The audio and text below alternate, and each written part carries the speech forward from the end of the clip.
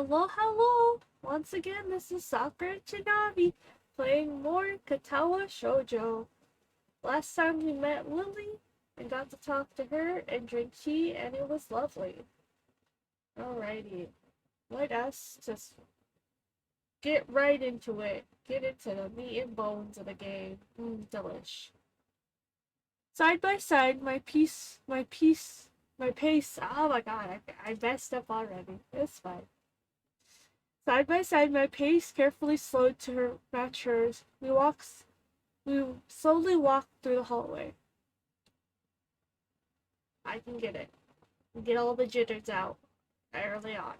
Get them out. There we go. It doesn't take long for us to arrive at the door to the warm-looking room. Apparently situated in the center floor rather than either wing. Ladies first. She gives an appreciative smile at the gesture and takes the lead as we file in. To the left in the wooden library counter, with the library properly being on the right.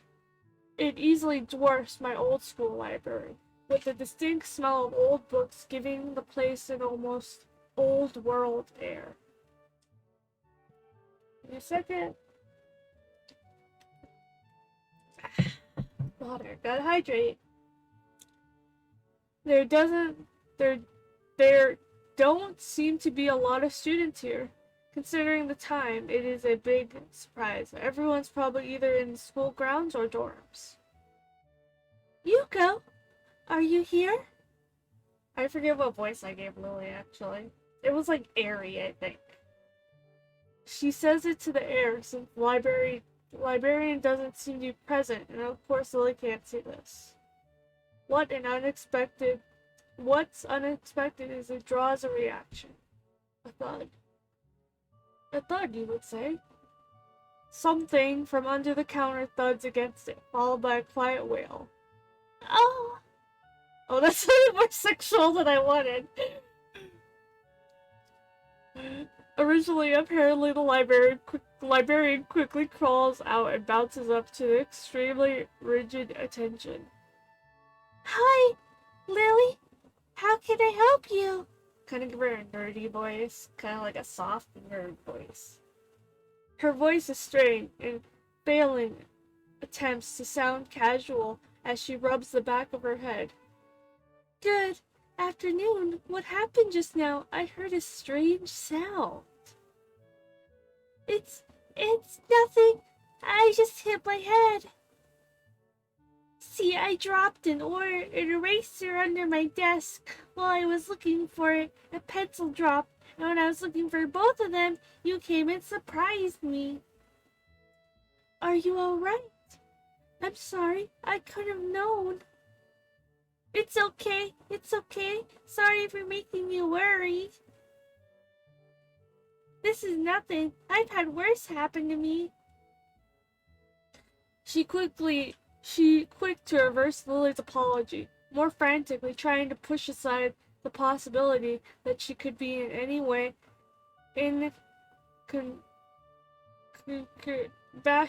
bashing her head on the counter. I couldn't say that word, I'm sorry.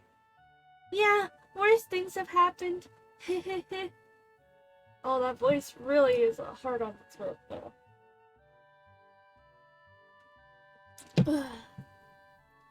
The girl fidgets with her fingers, as Lily doesn't seem to drop her concerned expression, and then she shuffles some papers around the counter for no reason. A little shorter than Lily, repelled with glasses, freckles, and a very troubled look, she seems to fit a library perfectly. Ah, Lily, did you get my message? Message? Oh, the 2 important books that arrived. Right, they came. I can't believe it took so long, but... Amidst her celebrations, partially for managing to change the topic, I'm sure she noticed me from the corner of her eye, freezes on spot when she does. Oh no, I'm sorry for not noticing you before. Did you need to check out a book or return one? I'm sorry. I'm sorry. The way she can so quickly shift between moods is unsettling. He's with me, Yuko. This is Hisao, a new student. Hisao, this is Yuko, the school's librarian. Pleased to meet you. Hisao, right, Hisao. Pleased to meet you too, Hisao. For a second, she visibly attempts to engrave the name on her mind so she won't forget. Yuko often arranges to import foreign books in Braille for me. Would you like to tell Hisao a little something about the library? Lily's innocent suggestion is not met with the expression of abject terror. Please, Lily, I can't, I don't, what could he be interested in? This is too much responsibility. How is it responsibility at all? I don't get it. But her objection is so sincere, I don't doubt for a second that she would rather disembowel herself on the spot and tell me where the light novels are. But... So, there are a lot of books in Braille here. I attempt to save the day by asking the first thing that pops into my head. It seems to work, at least partially, as Yumiko seems to not exactly relax, but at least look slightly less tense. Well, I think about a third or fourth of Yumiko's library is either in Braille or audio. Makes sense given all the blind students that have been here. If that's only that, how come the library is so big in the first place? Well, we get a lot of new books regularly because the library is critically endowed. That's probably why. This library endowed indeed. I'm sorry, that was a bad joke.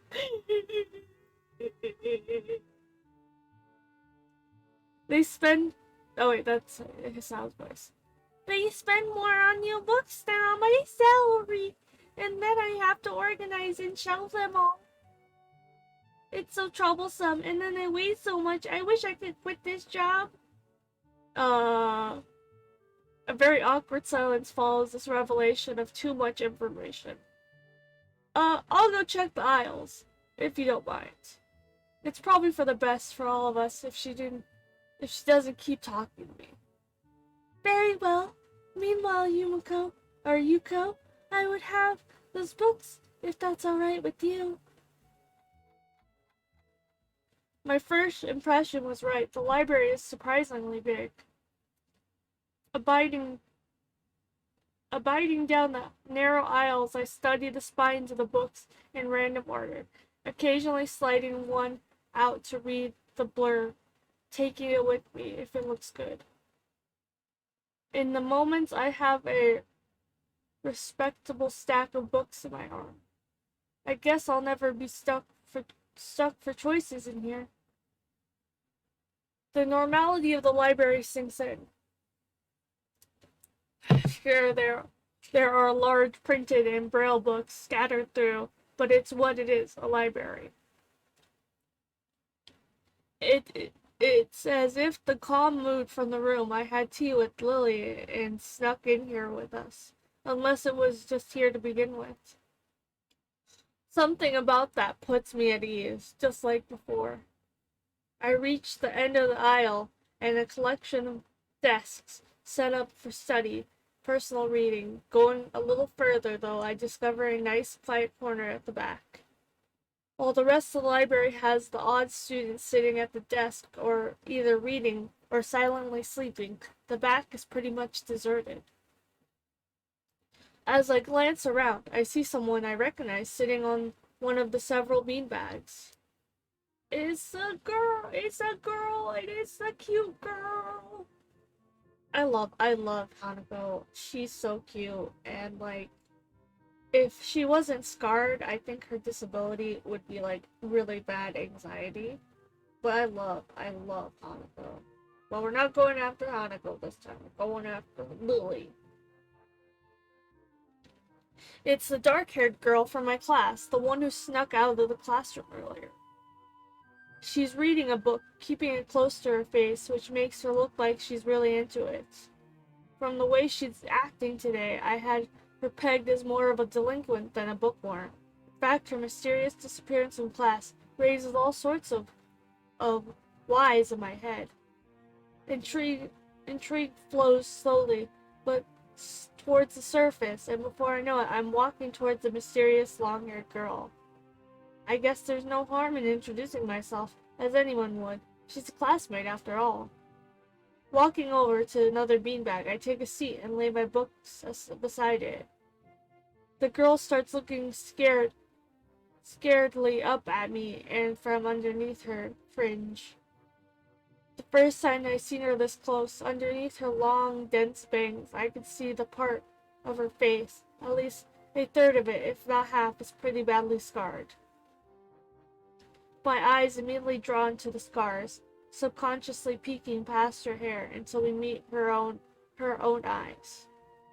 For a second, I'm shocked and divert my eyes to look to the book in her hand before I realize that looking away probably only makes it worse. It takes me too many seconds to collect myself, and I remember why I walked up to her.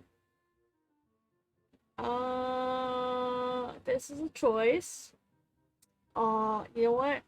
I'm gonna save, because I don't remember what the right choices are. Turn. Sorry, I didn't mean to startle you. Sorry, I didn't mean to startle you. Gotta give her a soft, girly voice. It's okay.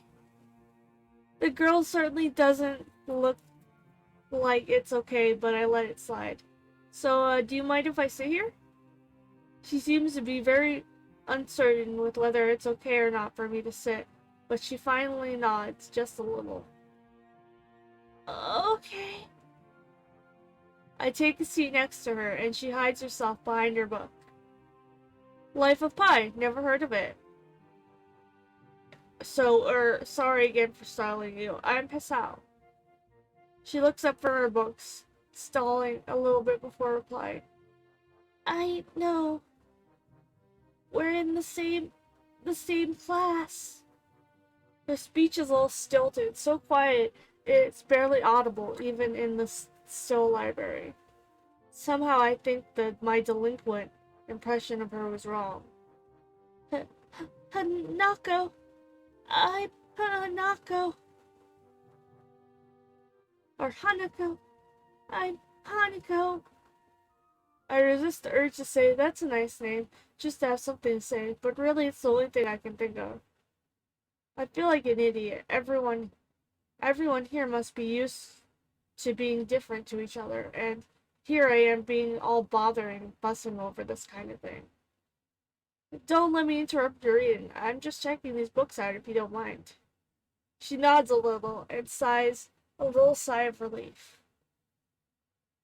So I try to read the cover and introduction of my book I picked up, and she buries her face in her book.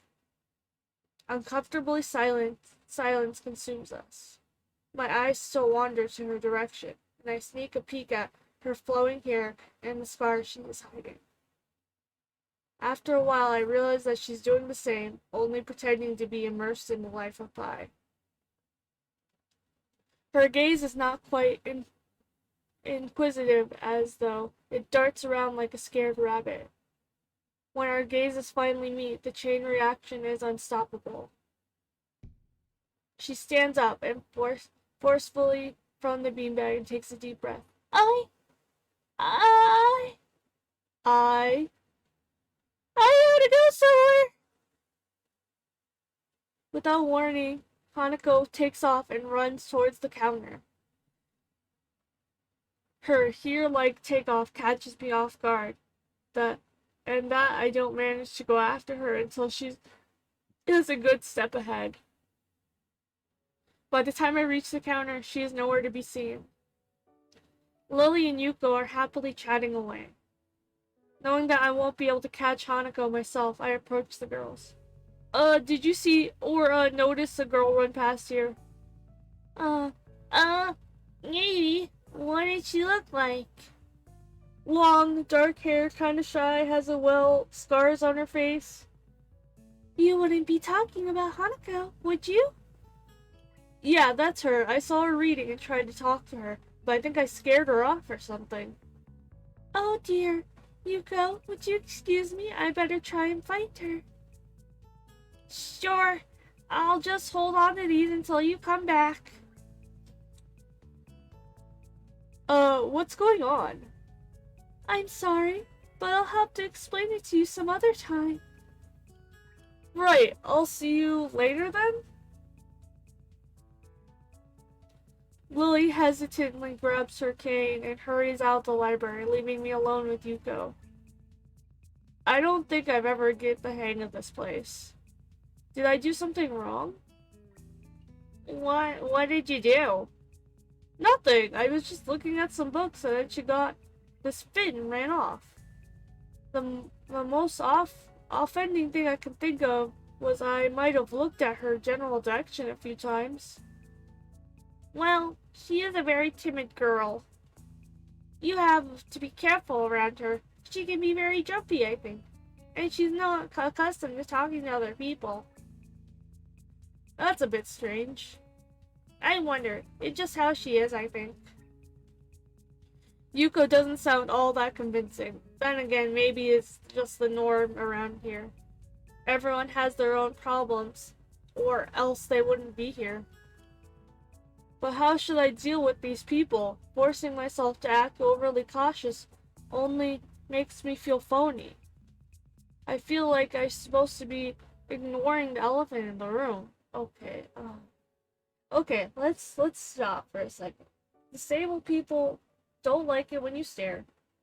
They also don't like it if you bring up their disability, especially when it's me and I'm out and about and people are like, oh, you're so brave for doing so-and-so or being outside. It's like, God, you need to shut up. I'm sorry, but it's true. Like, we don't want you to deny that we're disabled, but we also don't want you to be like, oh, good job for being disabled and going outside and touching grass. It's annoying.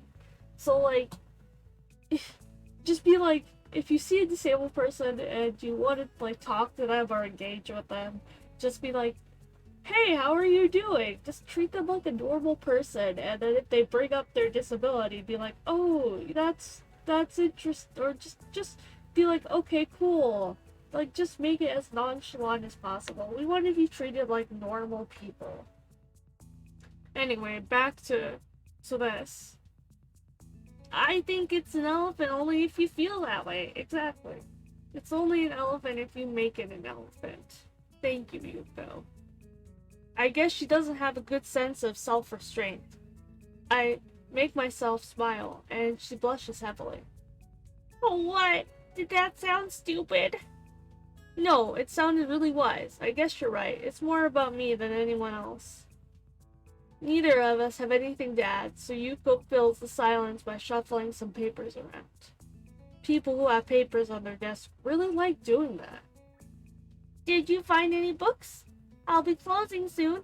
I mean, the library should be closing, but I have to do it. I hope that's not too inconvenient for you. Oh yeah, I wanted some books, but I left them over there because... I'll just go get them. I fetched the stack of books from beside the beanbag where Hanako and I were sitting and returned to the counter. Wow, you read a lot, don't you? I surprised myself with that honestly, at least when I didn't really think about it. I had a lot of free time earlier this year, so I just kind of started reading books to fill that time. I couldn't do much else. I see.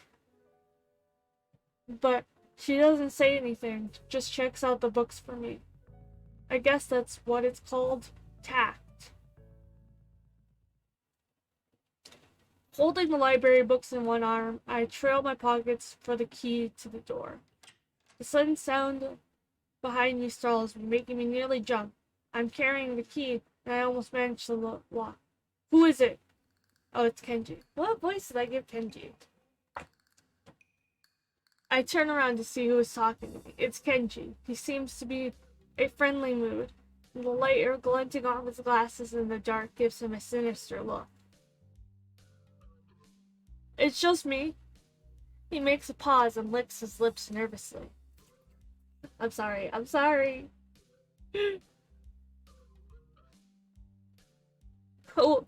Who is me? I don't know anyone called me. Why does he sound like a... Why did I make him sound like a hey you? Are you some new guy again? His voice is suddenly strained and quick. Yeah, but we met before yesterday. I don't think so. I would have remembered someone I met only yesterday. When was that? Was that... What day is today? I try ignoring him. Is he joking or what? Prove to me that we met before. You live across the hall? You're Kenji? Kenji jumps back, his eyes filled with incomprehensible fear. How do you know my name? Damn, this can only mean one thing. Two things. Either we have met, and you're telling the truth, or I just can't remember, and you are a spy. He pauses. A psychic spy. His eyes dart around, trying to peek into my room, although it's hard to believe he can see anything through those thick glasses. His mood swung from friendly to manic in less than a minute. I'm not psychic. How do I know that? I'm not a mind reader. Kenji points a finger in my face, damningly. Unlike you! Stop that, man. We met yesterday. What's wrong with you? I live in this room. Lies! If you think you could pass as a sow, I'm legally blind. You are sorely mistaken. You don't even look like him. I mean, resemblance is really, really slim, maybe at the distance, but who do you think you're kidding? I want to grab him by the shoulders and shake him. Exasperated, I rub my eyes and let out a heavy sigh. Stay there!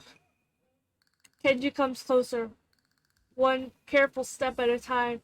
I'm stay still, but he assaults me, physically, although I doubt he could do much damage even if he did. Oh, wait, I see it now. Damn, it is really you.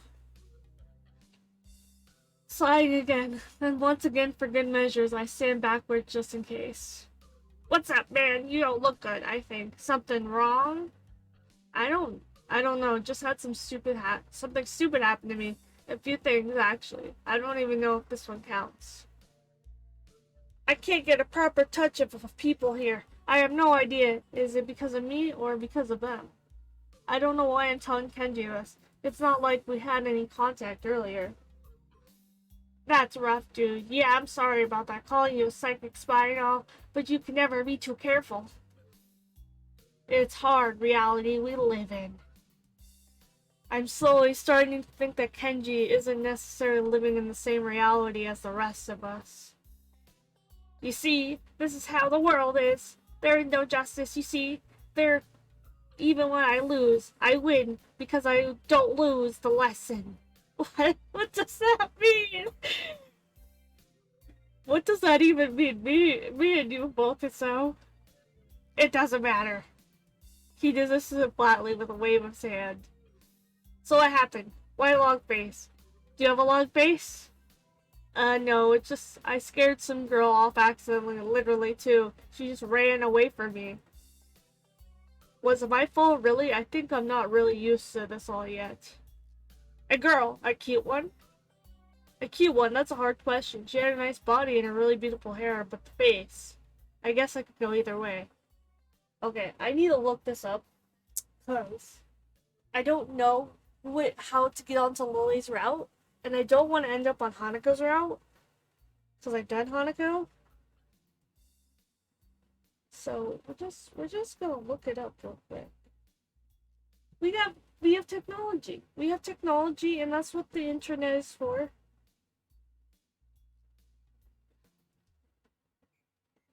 Katawa Shoujo Lily's route. There we go.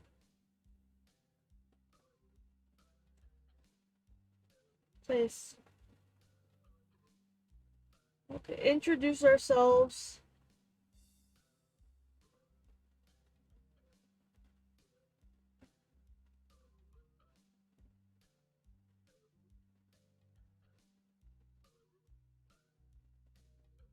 Oh my god, why is this so hard to read? You know what? We're gonna say she's cute. Or she wasn't. I don't know. We're gonna say she wasn't cute. Not exactly cute, no. There's a lot of cute girls here. A strangely disappointed amount. I believe this is one of the dark secrets of the school. I tried to warn you, man, but did you listen? I don't remember such a warning. Dark secrets? Yes, dark secrets. Extremely dark, like black holes. Have you noticed the number of girls in this school is slightly significant higher number than the boys? It's like 60-40. He turns his head to the left and stares off in the distance at nothing. Why is it like this? I mean, to the unattainable eye, it doesn't appear to be that bad, but it's like a full 20%. One would think that the school with such a huge pool of women would be a man's dream, but no! What am I to tell you about? Could blow your mind. Are you ready? You know what? We'll read Kenji's weird thing and then hopefully finish for the day. I don't know where this is going, but I think I won't be missing much by cutting it out now. No, I'm not ready. I only get far as turning the doorknob before Kenji starts talking again, showing that he doesn't really care if my mind is blown or not. I believe this school is a battleground, the site of a feminist infiltration. The disparity in numbers of men to women is a clear sign of how far they have come. In the case of this Cold War turns hot, they will have superiority in numbers. Just another skirmish in the eternal war against the forces of feminism. They're everywhere. In Japan, women outnumber men. It's 60-40 split, but in a matter of time, man. Even in America, women are the majority by a hair. They're building up their numbers in parts. Building up their military has clearly signs of imminent war. Japan is just the first step. Our economy is badass, and our country itself is small and isolated. Yeah, part of the Pacific in terms of political values. The perfect target. So cunning. An expert of women. Except women. Soon the day will come when. Kenji's voice trails off ominously. That is why we can't trust them. We have to stir you along and then kill you, just as they killed me. You will end up just like me. Oh, hell no. I can't stop myself from blurting it out. Hey, what does that mean? You said it, not me. Then I best I can think of. So you're not supposed to say something like that. Damn, so rude. Where was I? Oh yeah, the feminist conspiracy. Stop it, stop it. I lost you way back somewhere around feminist infiltration. Too hard to follow? It's cool, I have some graphs and stuff in my room. And puppets, you like puppets? No puppets. You don't like puppets, okay. Graphs are so cool, right? He speaks energetically, responding almost before I'm done talking, moving his hands in an animated way as he continues to rant on. This is too strange. I had him pegged for as relatively normal, but it's clearly I was wrong. Something on your mind, dude? Just thinking about what it's like to be the last sane man in an insane world. Kenji frowns, looking deeply upset. You mean, that's you. You can't be, because I'm the last sane man in an insane world. This is my dream. You can't just steal a man's dream. What the hell? There can't be the last two sane men. It's inevitable that who's the last part, and the part is kind of important. There can only be one in a foreign movie where you can be the one, and then the only dude left because that was the point. I have never seen anyone talk so heatedly, so defensively about absolutely nothing. Anyway, if you wait here, I can grab some graphs. I have the list of the other dark and complex conspiracy that the school holds, as tangled as... Quick, finish my analogy. Be a pal. I'm going to bed. It's extremely late. That doesn't sound like an analogy, but whatever. I like you. You seem like a cool dude. Most people don't understand what I'm talking about when I try to explain the vast female feminist conspiracy to them. Denial is a terrible thing. Later. He claps his hands on my back and vanishes into his room so quickly and quietly, like he didn't even open the door, but instead walked right through it like a ghost. Alright, we're gonna end here because that was a lot. That was a lot from Kenji. Anyway, thanks for watching. Please like, comment, and subscribe if you liked the video. And remember, stay stinky, bakas!